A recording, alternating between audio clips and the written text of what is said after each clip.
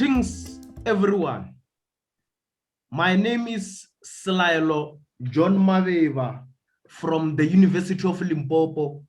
I'll be presenting about the impact of corruption on service delivery, a topical matter in the South African municipalities. Let me first acknowledge the fact that corruption is inevitable in the South African fraternity, in the South African government. We have seen, I'm quite sure that most of you who normally follow the media, most of you who normally watch news, you always see corruption. You always see issues about corruption happening in South Africa. But the question is, can we have service delivery without corruption? Can we have service delivery with corruption? I don't know how you're going to be able to answer that particular question, but the question remains, how can we have corruption? How can we have service delivery while corruption is taking place? How can we have sustainable services while corruption is taking place?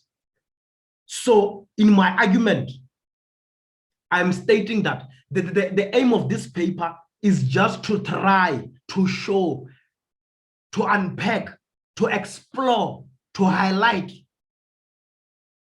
the impact of corruption on service delivery, particularly looking at the South African municipalities. So my paper is demarcated to the South African municipalities. Remember, in South Africa, when we call municipalities, we also refer to them as the local government sphere. As I've said, as I've mentioned now, this paper has adopted the Afrocentricity, a theory of social change. Some of you must be asking yourself so many questions to say, but what is this theory all about? The question is, the answer is, the theory of Afrocentricity in this article assists scholars, government, and the society at large to understand that African countries should prioritize the interest of the public. And when we say African countries should prioritize the interest of the public, we are basically talking about issues such as service delivery, basic services, essential services. Now, under the very same theory, in his motto, Asante 2002 stated that it is not enough to know, one must act to humanize the world. This is a clear example that he is emphasizing for the centrality of African interest and perspectives in today's world. But the question is, are our African leaders prioritizing our interest? Are our leaders at the forefront in Africa? How can we have leaders? How can we have our interest at the forefront, at the center, while we have corruption? This theory goes on to deliberate about the need for members of the public to run away from victimization. Now, when we talk about victimization, we are basically saying that as far as corruption is concerned in South Africa, as far as service delivery is concerned in South Africa, South African communities are being victimized because of corruption that is taking place in the South African local government sphere. South African communities are victims of poor service delivery. While the theory says, let us put the interest of the Africans at the forefront, at the center, let's prioritize their interest. Thank you very much for scrolling up. Now, corruption in the context of local government. What is corruption? The term corruption can be described in different ways, depending on the point of perception of different people, different scholars, different academics, different presenters in this conference that I'm presenting at now. In line with that, the concept of corruption can be described as an unethical practice that is not morally acceptable in the municipal environment. Issues of bribes, issues of nepotism, issues of clientelism, issues of greediness,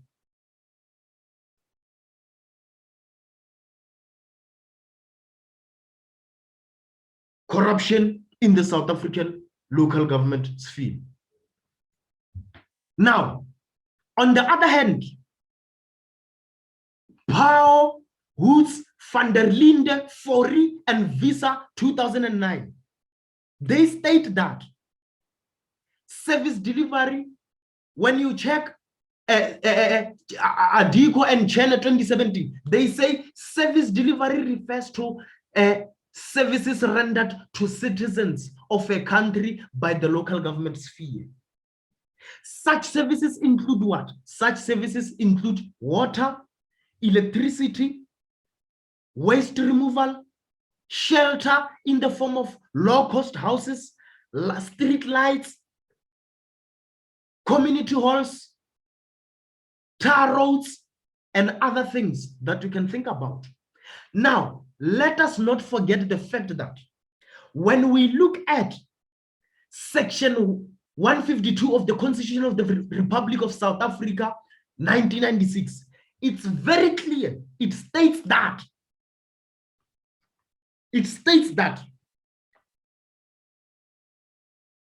South Africa must ensure the provision of services to community members in a sustainable manner.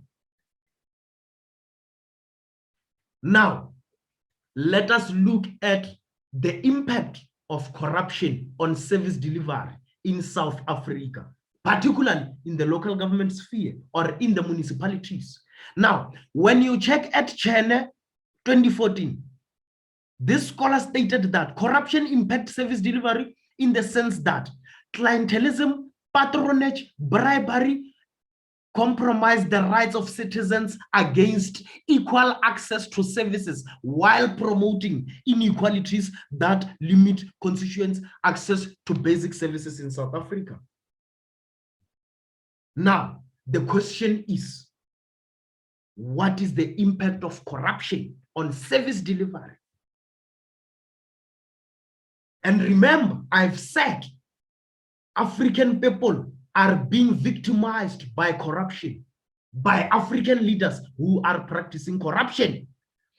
On the other side, Kronkam 2006 stated that corruption is especially harmful in a developing country such as South Africa due to the fact that this country tend to have fewer resources and needs to use scarce resources in the most effective way, as well as lack of confidence in the government. So there is lack of confidence in the government once the government starts to practice corruption. Now, the very same scarce resources that we are talking about limited financial resources that should be directed to services, but at the same time, such resources are being used for personal gain, for personal interest, to fulfill ulterior motives, to fulfill hidden agendas. The other impact of corruption on service delivery is that it has a negative impact in terms of development. There is slow development in our societies. When you check today, some of the roads in South Africa are still not yet complete. When you check, some of the scandals are that people have stolen the money. The municipality has used the money. When you go to a particular local municipality in Free State, they are very clear to say that there was a project that took place in 2019. But if we can go there now, you cannot point out that particular project. But according to the records, according to the books, according to the transactions, they are saying the project has materialized, while that is not the case. The impact of corruption on service delivery. People are still pushing wheelbarrows in South Africa. They are pushing wheelbarrows to go and fetch water in neighboring areas because their respective municipalities are failing to deliver water services in a sustainable manner. Now, the research methodology of this paper, the paper has adopted a secondary,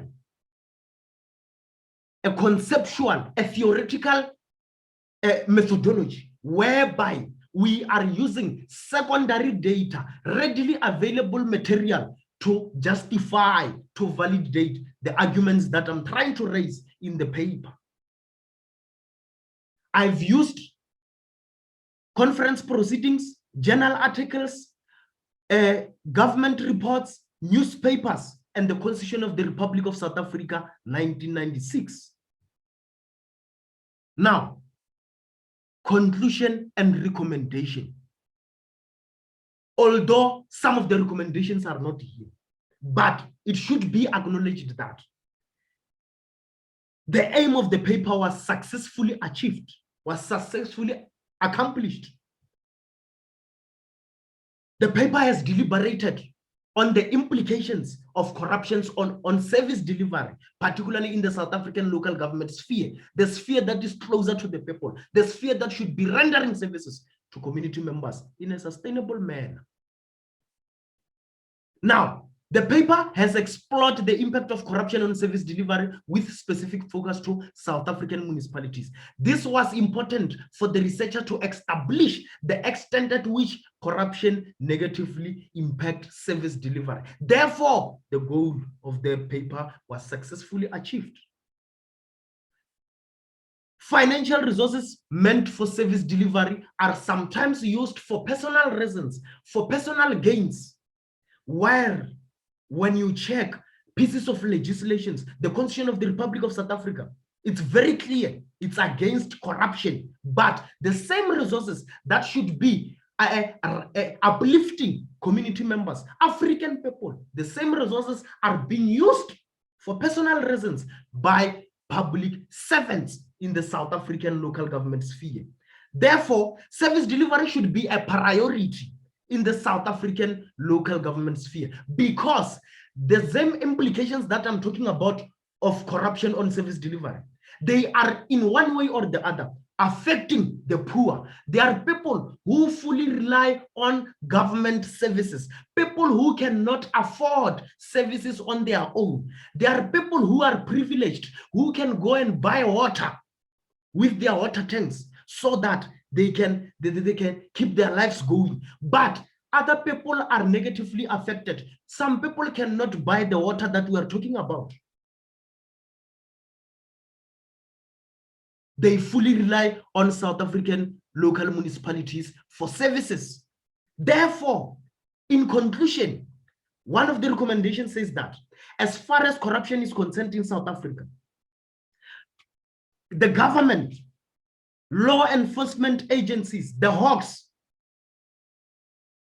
committees in the municipality should fight corruption at all costs so that they can restore the dignity of the constituents. Municipal environments, the government should harshly deal with those who practice corruption while disadvantaging the poor or at the expense of the poor. Now, the other problem is that we have few whistleblowers. There are people who are scared, who are afraid to report other people who are practicing corruption. But at the end of the day, what matters most is that corruption is negatively affecting South African communities. Negatively so. That one, it's inevitable. It's something that we cannot ignore. Ladies and gentlemen, thank you very much for your attention.